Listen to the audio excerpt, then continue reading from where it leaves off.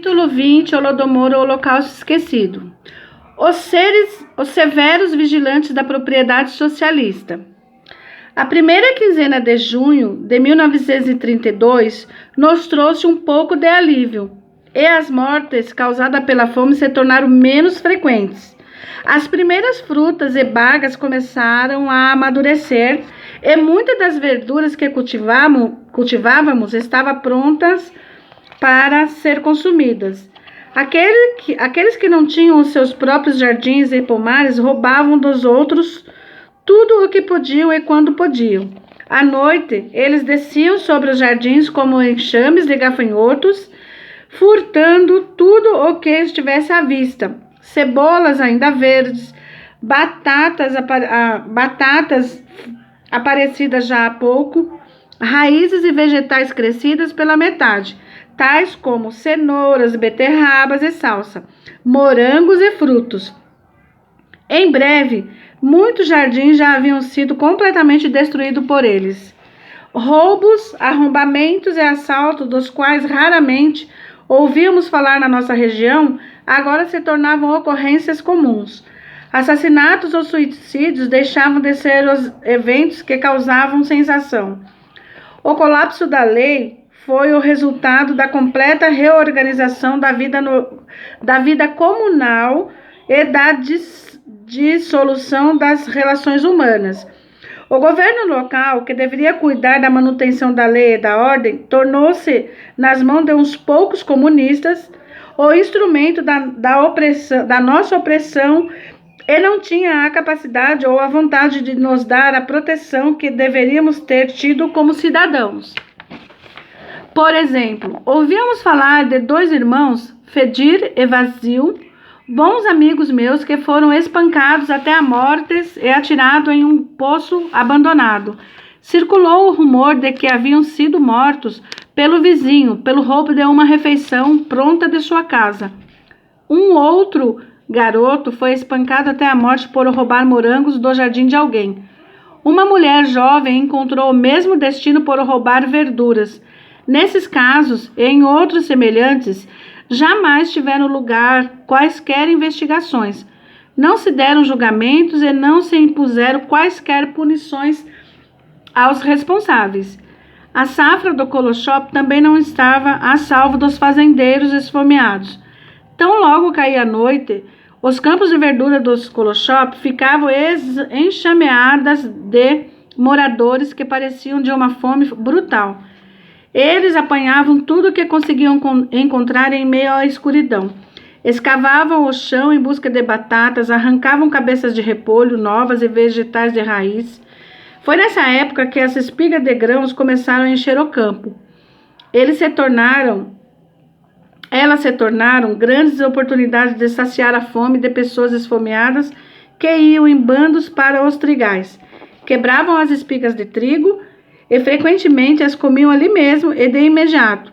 As espigas de trigo também eram levadas para casa e postas para secar. Os seus grãos, embora estivessem verdes e ainda não houvessem se tornado maduros, eram usados para cozinhar papa e mingau. Aqueles que trabalhavam nos campos do Kolochop tentavam, de modo subreptício, obter algumas verduras ou algumas espigas de grãos para levar para casa e alimentar os seus filhos ou outros membros da família que não trabalhavam. Mas esta logo se revelou uma fonte insegura de alimentos. O camarada-chefe 2000 acabou pondo fim a isso. Ele organizou uma brigada de vigilantes comunistas e a eles confiou a guarda dos campos do Kolochop. Os vigilantes haviam sido recrutados entre os ativistas comunistas, os membros do Komsomol e também as crianças com idade da escola. Anos depois, encontrei as seguintes estatísticas fornecidas por Pavel Postiev, o governante da Ucrânia à época, que havia sido nomeado por Moscou. Em 25 regiões da Ucrânia, 540 mil crianças se ocuparam da proteção das safras e da coleta de grãos caídos no chão. e 10.000 crianças estiveram ocupadas com a luta contra os destruidores. Estão vendo, pessoal? Até as crianças, eles não têm escrúpulo nenhum. Os vigilantes mantinham a guarda dos campos do Kolochop dia e noite. Cada trabalhador não apenas era observado de perto no campo, mas era também sujeito a buscas corporais ao fim de cada dia. Isso foi feito em obediência à ordem explícita do camarada-chefe 2000, que tinha medo de que os fazendeiros do coletivo tivessem êxito em esconder algumas verduras ou espigas de grãos sob as suas vestimentas, mesmo depois de terem sido observados com tanta diligência. Além disso, a fim de salvaguardar a safra de 32, dos fazendeiros famintos, o partido e o governo haviam posto em vigência várias leis rigorosas.